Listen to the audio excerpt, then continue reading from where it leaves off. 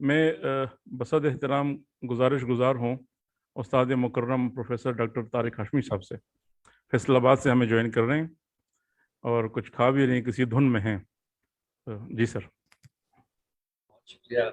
चली भाई, आपकी यही छेड़छाड़ जो है वो हमें खींच लाती है। अच्छा लगता है कि आप इस इल्मी महफिल में भी एक खुशगवार मूड में रहते हैं और ये खुशगवारियत जो है वो आज की तकरीब में भी दिखाई दे रही है। मुझे बहुत खुशी हो रही है, बहुत मसरत में हूँ कि आज हम एक बहुत अच्छी किताब की तकरीब नुमाई में मौजूद हैं और उस पर गुफ्तगू कर रहे हैं। हकीकत तो ये है कि इस वक्त जो हमारी बहुत ही ऐसी हस्तियाँ कि जो हमारे लिए साहिबान ऐसा मकाम रखती हैं और जो एक शेरी रिवायत से भी जुड़ी हुई हैं, फिक्री रिवायत से भी जुड़ी हुई हैं और अब इस किताब की सूरत में उनकी एक तनकीदी रिवायत से जुड़त भी हमारे सामने आई है। तो अली साहब बतौर तख्लीक़कार हम उन्हें किस्से से जानते हैं, ख्वाब दरीचा से लेकर तो अब जो मौजूदा उनका मजमूआ नज़्म कल्बिया आया है। एक हकीकत ये है कि अली साहब इस पे बामुसम्मा है और उनके कलाम में वो जलालत भी है और आलीपन भी है, वो नज़र आता है। ये किताब शेरी दानिश की धुन में मुझे इस एतबार से इस किताब में जो एक कशिश नज़र आई है वो ये है कि मेरी बहुत आरज़ू है कि वो जो एक सिलसिला था कि तख्लीक़कार जो है वो खुद भी तनकीद लिखा करे और इसमें कोई शक नहीं है कि हमारे यहाँ तनकीद और तख्लीक जो है साथ साथ चले, बल्कि हमारे यहाँ तो तनकीद का आगाज़ ही एक बड़े तख्लीक़कार ने किया था। तख्लीक़कारों कहना चाहिए, वो चाहे शिबली हो, चाहे हाली हो, चाहे आज़ाद हो, ये सब के सब वो हैं जो बहुत बड़े तख्लीक़कार भी थे और ये रिवायत आज तक मौजूद रही है। पाकिस्तान के बाद हम देखते हैं कि नासिर काज़मी ने भी तनकीद लिखी है, इंतज़ार हुसैन ने भी तनकीद लिखी है, अनीस नागी ने भी तनकीद लिखी है और ये सिलसिला जो है वो चलता रहा है। लेकिन किसी तख्लीक़कार को तनकीद लिखते हुए मेरा ज़ाती ख्याल ये है कि इतना अपने आप को सिर्फ एक किताब तक महदूद नहीं करना चाहिए, क्योंकि तख्लीक जो है वो अगर मिक़दार के एतबार से अगर कलील भी है तो उसकी अपनी एक अहमियत होती है। यानी बहुत सारे हमारे यहाँ शायर ऐसे हैं जो सिर्फ 2-3 शेर उनके हैं और उनकी पूरी तख्लीकी शख्सियत जो है पूरी आबोताब के साथ जो नज़र आती है। तनकीद जो होती है ये एक फ़िक्री बहसों पर मुश्तमिल होती है, लिहाजा तनकीद मुसलसल लिखते रहना चाहिए। यानी इजमाल जो है वो शेरी इजहार का वस्फ है, लेकिन नसरी इजहार का वस्फ जो है वो इजमाल नहीं है, तफसील है। लिहाजा हमें तफसील से लिखते रहना चाहिए। आली साहब की किताब देख के जहाँ मुझे खुशी हुई वहाँ एक हसरत भी हुई कि आली साहब को मुसलसल लिखना चाहिए। ऐसी तनकीद जो है वो लिखी कहाँ जाती है कि जो तख्लीक के साथ अपनी एक जुड़त ज़ाहिर करे, हमारी जो एक फ़िक्री रिवायत है उसके साथ एक जुड़त ज़ाहिर करे। यानी हमारे यहाँ तनकीद जो है वो बस किसी किताब पे, किसी शायर पे एक इज़हार ख़्याल का नाम रह गई है, जो पीछे पूरा एक फ़िक्री तनाज़ुर होता है वो हमारी बहुत सारी तनकीद में जो है वो गायब हो चुका है। अभी एक बहरान की तरफ जो है इदरीस आज़ाद साहब जो है इशारा भी कर रहे थे। मैं समझता हूँ कि तनकीद वो होती है कि जिसका एक पूरा एक तहज़ीबी तनाज़ुर भी हो और तख्लीक के साथ जो है उसकी एक जो गहराई है उसका भी इज़हार जो है वो नज़र आना चाहिए। ये शेरी धुन में जो किताब है ये एक और भी हवाले से मेरे लिए बहुत ज़्यादा एक काबिल कद्र है कि इस किताब में जिन 2 मोहब्बतों पे फ़ोकस किया गया है वो दोनों मोहब्बतें मेरी हैं, पाकिस्तान और गज़ल। इस किताब में जिन 2 मोहब्बतों का बार-बार इज़हार किया गया है और जिस गहराई के साथ और वालिहानापन के साथ इज़हार किया गया है, उसमें पहली मोहब्बत जो है वो पाकिस्तान है और दूसरी मोहब्बत जो है वो गज़ल है। इस एतबार से मैं आलिम साहब से कह सकता हूँ कि हम पे मुश्तरका है एहसान गम-ए-उल्फत के। अगरचे मेरा उनके साथ कोई रक़ाबत का जज़्बा नहीं है, लेकिन बहरहाल अगर एक मोहब्बत जो है वो किसी मुश्तरका जज़्बे के साथ हो सकती है, तो पाकिस्तान भी मेरी मोहब्बत है और गज़ल भी मेरी मोहब्बत है। बल्कि मैंने तो अपनी तनकीदी तसनीफ़ में ये वाज़ेह लिखा है कि पाकिस्तान और गज़ल के माबैन एक तहज़ीबी रब्त है। کہ نو آبادیاتی دور میں ہم دیکھتے ہیں کہ نظم کا اتنا غلغلہ ہوا،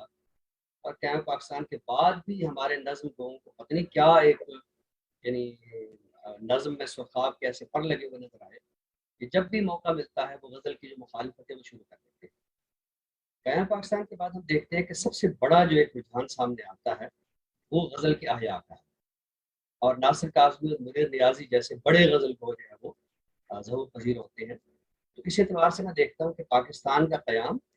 اور غزل کا جو احیاء ہے ان کے مابین جو ہے ایک تہذیبی ربط جو ہے وہ موجود ہے۔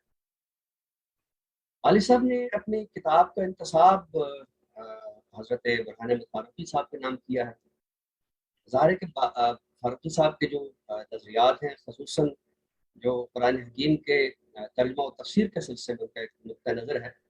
کہ قرآن کو اس کے اصل متن کے ساتھ جو ہے سمجھنا چاہیے۔ تو علی صاحب کی تنقید میں مجھے یہ بات نظر آئی ہے کہ وہ متن کے اندر اترے، متن کو پورے سیاق کے ساتھ جو ہے سمجھا ہے، اور اس کے بعد جو ہے اس پر گفتگو کی جائے۔ اب جیسے میں نے عرض کیا کہ اس کتاب میں دو بڑی محبتیں ہیں، پاکستان اور غزل، تو اس میں تین چار مضامین جو پاکستانی ثقافت کے حوالے سے ہیں وہ بہت ہی میں سمجھتا ہوں اہم ہے۔ پاکستان کے قیام کے ساتھ ہی ایک بڑی بحث جو ہے وہ جاری ہوئی تھی کہ پاکستان کی ثقافت کے خد و خال کیا ہے، جس میں حسن عسکری صاحب، ایم ڈی تاثیر، اور پھر ڈاکٹر جمیل جالبی، کئی ایک بڑی شخصیتیں جو ہیں انہوں نے اس بحث میں حصہ لیا اور پاکستانی تہذیب کے خد و خال کے تعین کے لیے اپنی جو تخلیقی کاوشیں ہیں وہ سامنے لائیں۔ یہ مضامین جو کہ پاکستانی ثقافت کے خد و خال کے تعین کے سلسلے میں ہے، میں سمجھتا ہوں بہت اہم ہے، اور اس میں بہت اہم نکات کی جانب اشارہ کیا گیا ہے۔ لیکن ایک دو باتیں ایسی ہیں جو میں سمجھتا ہوں کہ ان پر بات ہونی چاہیے۔ ایک تو علی صاحب نے یہ ارشاد فرمایا ہے کہ پاکستانی ثقافت میں جو پاکستانی ثقافت کے نمایاں خد و خال ہے اس میں یہ ہے کہ غزل کے اندر جو ہے وہ نعت کے اشعار جو ہے وہ آئے ہیں، اور ان کو انہوں نے جوڑا ہے اقبال سے۔ میرا خیال ہے تھوڑا سا پیچھے جانا چاہیے۔ یہ غزل کے اندر جو نعت کے اشعار ہیں، یہ پہلی بار میرے خیال میں جب 1857 میں ہمیں ایک بہت بڑا تہذیبی دھچکا لگا تھا، تو غالب کے ہاں یہ چیز پہلی بار آئی ہے کہ غزل کے اندر جو ہے وہ نعت کے اشعار ہیں۔ اور میرا خیال ہے کہ جو غالب پر علی صاحب کا مضمون اس میں شامل ہے اس میں اس بات کا واضح اعتراف بھی موجود نظر آتا ہے۔ تو یہ اقبال کے اثرات سے زیادہ ہم سمجھتے ہیں کہ جو ایک پوری فضا بنی تھی 1857 کے بعد، اور غالب نے جو ہے یہ پہلی بار کوشش کی کہ غزل کے اندر جو ہے وہ نعت کے اشعار جو وہ آنے چاہیے۔ اسی طرح مطلب ہم دیکھتے ہیں کہ پاکستان کے بعد جیسے میں نے دو نام لیے، ناصر کاظمی اور منیر نیازی، اس ٹرینڈ کو سب سے زیادہ جس شاعر نے مضبوط کیا وہ منیر نیازی۔ بیٹھ جائیں سائے دامان احمد نے منیر، اور ان باتوں کو سوچیں جن کو ہونا ہے۔ اس نوعیت کی جو شاعری ہے وہ میں سمجھتا ہوں کہ پہلا ایک مضبوط ستون جو ہے قیام پاکستان کے بعد ہمیں جو نظر آتا ہے وہ منیر نیازی کا ہے۔ پاکستانی ثقافت کے خد و خال کے تعین کے سلسلے میں جہاں علی صاحب نے بہت اہم باتیں کی ہیں، وہاں بعض باتیں ایسی بھی ہیں میں سمجھتا ہوں کہ ان پر نظر ثانی کی ضرورت ہے۔ خصوصاً بعض نکات ایسے بھی ہیں میں سمجھتا ہوں کہ علی صاحب جیسے بڑے ذہن نے ایسی باتیں کیوں کی ہیں۔ مثلاً وہ یہ کہتے ہیں کہ پاکستانی ثقافت کے خد و خال میں یہ جو رمضان کی افطاریاں ہیں اور پکوڑے ہیں، میرا خیال اس طرح کی بحث جو ہے یہ بڑی بحث کے ساتھ اس کی کوئی جرت ظاہر نہیں ہوتی۔ اس طرح کے نکات پر ہم بات کریں گے تو پھر ہو سکتا ہے کہ کل کا لا کر یہ بھی کہے کہ یہ جو پرائیویٹ چینلز پہ افطاری کی نشریات ہوتی ہیں اور سحری کی نشریات ہوتی ہیں اور اس پہ جو ایک پورا بازار سا لگتا ہے، تو یہ بھی شاید پاکستانی ثقافت ہے۔ میرا خیال ہے بڑی بات میں جو چھوٹی مثالیں ہیں وہ دینے سے جو ہے وہ گریز کرنا چاہیے۔ اس کتاب میں ایک بہت اہم مضمون ہے جس میں انہوں نے پوری پاکستانی تاریخ کا اس اعتبار سے جائزہ لیا ہے کہ ہمارے جو حکمران آئے انہوں نے کیا نیریٹو، ان کے دور میں کیا ایسی بات تھی کہ پاکستان جو ہے وہ کسی بڑے بیانیے کی جانب ایک بحثیت قوم ہم نہیں جا سکتے۔ میرا خیال ہے اس مضمون کا جو لب لباب ہے وہ یہ ہے کہ پاکستانی حکمران بالکل اپنے قوم کو اسی بیانیے کی جانب لے جاتے ہیں جو استعماری بیانیہ ہے یورپ کا یا امریکہ کا، اور اس میں ہمارے خصوصاً جو عسکری حکمران ہیں، آپ دیکھیے جب ہمیں جہاد کی ضرورت تھی تو ہمارا ایک انتہائی کٹر مسلمان جو حکمران تھا، جب ہمیں ایک روشن خیالی کی ضرورت تھی تو بالکل ایک لبرل قسم کا حکمران جو ہمارے سروں پہ آ گیا۔ تو یہ ہمیں دیکھنا چاہیے کہ ہمارے جو حکمران ہوتے ہیں وہ کس نوعیت کا بیانیہ لے کر آتے ہیں اور پھر کس نوعیت کی جدلیات جو ہے وہ یہاں اس کو جو ہے وہ فروغ دیتے ہیں۔ میرا خیال ہے کہ اگر حکمران کسی ایک بیانیے کی جانب آ جائیں کہ یہ پاکستان ہے،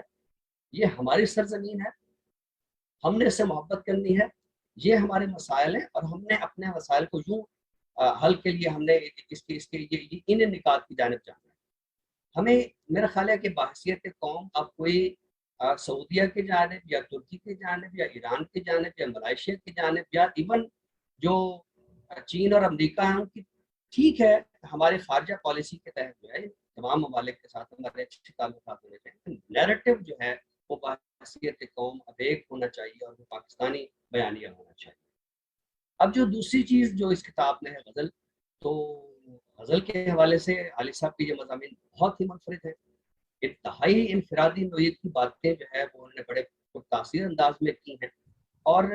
مجھے ایک اندر سے ایک آرزو سی ہوتی کہ کاش یہ کتاب اس ساخت میں نہ آتی، یعنی یہ جو غزل پہ مضامین ہے یہ شاید ایک جگہ آ جاتے تو اردو غزل کی تنقید کے حوالے سے یہ ایک الگ اور بڑی اہم کتاب ہے، خصوصاً جو انہوں نے جذبہ عشق کو ہمارے سماجیات کے ساتھ جوڑا ہے، بہت ضرورت ہے اس عمل کی۔ ہم نے اب تک غزل کے اندر جو جذبہ عشق ہے اس کو ایکسپلور کرنے کی کوشش نہیں کی، ہم نے اب تک دیکھا ہی نہیں ہے کہ غزل کا شاعر جس عشق کی بات کرتا ہے یا ہجر کی بات کرتا ہے اس ہجر کے پس منظر میں کیا چیز ہے۔ عالی صاحب نے یہ بڑا ایک اہم جو ہے وہ اس نقطے کی جانب اشارہ کیا۔ آنند صاحب کے اعتراضات کے حوالے سے جو عالی صاحب کا مضمون ہے وہ بہت توانا ہے، اور میرا خیال ہے کہ ان اعتراضات کی بعد کی بات ہے یا خود آنند صاحب نے اپنے افکار عالیہ پہ غور کیا ہے، ہم دیکھتے ہیں کہ انہوں نے غالب کے اشعار کے ترجمہ و تفسیر میں جو نظمیں لکھی ہیں وہ اس امر کا اعتراف ہے کہ جو شاعری بڑی شاعری غزل میں ممکن ہے وہ شاید کسی اور ہمارے ہاں صنف میں سامنے نہیں آ سکتی۔ یہ اعتراف جو ہے وہ آنند صاحب نے تخلیقی سطح پہ کیا ہے، نثری سطح پہ ممکن ہے کہ انہوں نے کہیں نہ کیا ہو، لیکن تخلیقی سطح پہ بہرحال انہوں نے اس امر کا اعتراف کیا ہے کہ بڑی شاعری بہرحال ہمارے یہاں غزل میں ہوئی ہے اور اس نوعیت کی مثالیں ہمارے ہاں موجود ہیں۔ البتہ آنند صاحب کے بعض اعتراضات جو حقیقت کی بنیاد رکھتے ہیں، اور علی صاحب نے اپنے اگلے مضمون میں ان کا ذکر خود بھی کیا ہے کہ شعراء جو ہے وہ مشاعروں کے اندر لہرا لہرا کے جو وہ کلام سناتے ہیں، سوری ٹو سے اب لہرا لہرا کے نہیں سناتے، اب وہ اچھل اچھل کے سناتے ہیں۔ ایک عجیب دبئی مافیا جو ہے وہ ہمارے مشاعروں پہ چھا گیا ہے، دبئی اینڈ دلی معاف جو مشاعروں کی روایت ہے، تو وہ اس بات سے ہمیں بہرحال یعنی غزل کی اس تہذیب کی جانب نہیں جانا چاہیے۔ تہذیب کا لفظ میں نے جان بوجھ کے بولا تھا کہ تھوڑا سا اندازہ ہو سکے کس نوعیت کے شعراء جو ہے وہ مشاعروں میں اچھل اچھل کے کلام پڑھتے ہیں۔ اصل میں ہمارے غزل گوؤں کے اندر یہ جو شوق مقبولیت ہے نا وہ یعنی شروع سے ہے کہ غزل ایک ایسی چیز ہے جو گائی بھی جاتی ہے، تو پھر ہم دیکھتے ہیں کہ شاعروں نے اپنی نوا پہ غور نہیں کیا، مغنی کے نفس کی جانب چلے گئے، تو جب اس طرح کی فضا بنتی ہے تو پھر ظاہر ہے کہ غزل کو جو ہے وہ نقصان پہنچتا ہے۔ راشد صاحب پر جو علی صاحب نے مضمون لکھا ہے اس کی مجھے بہت زیادہ خوشی اس اعتبار سے ہوئی کہ اس کا جو انہوں نے عنوان رکھا، تو گزشتہ دنوں میری ایک پی ایچ ڈی اسکالر نے راشد پہ کتاب لکھی تو مجھ سے پوچھا کہ سر اس کا عنوان کیا ہونا چاہیے، تو میں نے جو اسے عنوان دیا تھا وہ وہی عنوان ہے جو علی صاحب نے اپنے مضمون کا رکھا ہے، تو میں نے اسے عنوان دیا تھا ورد خاک کا نغمہ خواں۔ اچھا میرے خیال میں اس میں شاید تو تھوڑا سا پروف کا مسئلہ ہے، علی صاحب کی کتاب میں مجھے اس کا جو متن نظر آیا وہ درد خاک کا نغمہ خواں ہے، میرا خیال ہے یہ لفظ ورد خاک کا نغمہ خواں ہے۔ ورد جو ہے وہ عربی میں جو گھوڑے کے مختلف نام ہیں، میں نے کہیں شاید پڑھا ہے، میں نے ابھی اس پر تحقیق نہیں کی ہے کہ رسول کریم صلی اللہ علیہ وسلم کے جو پاس جو گھوڑے تھے ان میں سے ایک گھوڑے کا نام شاید ورد بھی تھا، لیکن اس پر ابھی تحقیق کی ضرورت ہے۔ اور دلچسپ بات یہ بھی تھی کہ میں نے اس کا جو دیباچہ لکھا وہ بھی اس نظم سے لیا تھا کہ وہ رسالتیں جو اسیر ہیں۔ اچھا اس کتاب میں ایک اور مضمون میرے لیے بہرحال خوشی کا باعث بھی ہے، لیکن میری ایک چھوٹی سی گزارش ہے کہ اگر وہ اس میں شامل نہ ہوتا تو اچھا تھا، اور وہ ہے جائزے کا جائزہ۔ ظاہر مجھے تو خوشی یہ ہوئی کہ مجھ پر ایک عالم صاحب جیسے بڑے دانشور نے جو ہے وہ گفتگو کی ہے، مجھ پر بات کی ہے، تو اور مجھے وہ یعنی کانفرنس بھی یاد آ گئی کہ جہاں میں نے پیپر پڑھا تھا اور عالم صاحب اس میں بطور باحث جو ہے تشریف لائے تھے۔ मेरा ख्याल है कि इसको अगर आली साहब एक छोटा सा तनकीदी मजमून इस नौयत का बना लेते कि उसमें मेरी गुजारिशात भी आ जाती और उसमें आली साहब ने जो इरशादात फरमाए वो भी आ जाते, तो शायद कारी को समझ में आ जाता है कि भाई मेरी गुजारिश क्या थी और आली साहब का जो अ, आली नुक्ता नज़र है वो क्या है। तो वो अब जायज़े का जायज़ा पढ़ते हुए मुझे तो पता चल सकता है, आली साहब को पता चल सकता है, लेकिन कोई और अगर इसको पढ़ेगा तो उसको समझ में नहीं आएगा कि भाई आली साहब किस तनाजुर में बात कर रहे हैं, क्योंकि वो मजमून, वो उसका जो मतन है वो मेरे सामने नहीं है। अच्छा, इस किताब में यानी मुझे महसूस ये हुआ अगर ये वाला मजमून इसमें शामिल है, तो शायद आली साहब ने अपनी सारी नसर इसमें शामिल कर दी है। तो अगर सारी नसर शामिल है तो मुझे याद पड़ता है कि गुलाम अहमद कासिर पर भी उन्होंने एक मजमून लिखा था। मालूम नहीं वो इसमें इशाअत से कैसे रह गया, क्योंकि वो मजमून मैं 2 बार सुन भी चुका हूँ। तो बहरहाल उस मजमून को भी अगर अगला एडिशन सामने आए तो उस मजमून को भी शामिल होना चाहिए। बहरहाल मुझे बहुत खुशी हुई है कि आली साहब ने अपने जो नसरी इजहारात थे उनकी एक दस्तावेज़ जो है वो हमारे सामने पेश की है। और उसमें जैसे मैंने अर्ज़ किया कि आली साहब शेरी रिवायत से, फ़िक्री रिवायत से, तनकीदी रिवायत से जुड़े हुए हैं और उनकी तनकीद जो है वो ख़ास तहज़ीबी तनाज़ुर भी रखती है और वो अपने तहज़ीबी तनाज़ुर में अपने जो शेरी तनकीदी इरशादात हैं वो सामने लाते हैं। तो मैं समझता हूँ कि ये बहुत अहम किताब है। मैं उस नौइयत का मुबालगा तो नहीं कर सकता जिसकी जानिब इदरीस आज़ाद साहब गए हैं, लेकिन बहरहाल उर्दू तनकीद की रिवायत में जिन अच्छी किताबों को हमारे तालिब इल्म और उर्दू अदब के साथ शौक से पढ़ेंगे, उनमें एक किताब जो है शेर दानिश की धुन में भी शामिल है। बहुत शुक्रिया।